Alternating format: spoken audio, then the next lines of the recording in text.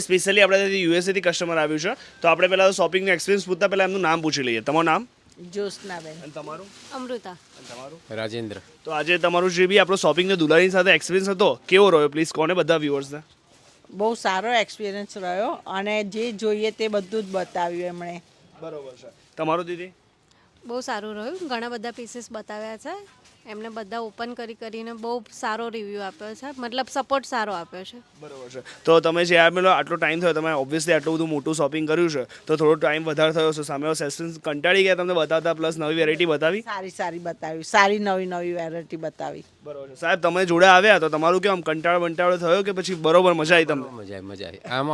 આમ સેટિસ્ફાઈ. આમાં બેન તો નસીબદાર છે કે તમે જોડે ટાઈમ લઈને આટલું એમને શોપિંગ કરાવડાયું. કરવું જ પડે એવું બધું. ઓકે, તો બીજું કોઈ બી યુએસસીથી તમારું વોઇસથી શું તમે કહો છો ને તો આવશે તમારા કોઈ પણ આપણે, તો પ્લીઝ તમે કહી દો ખાલી.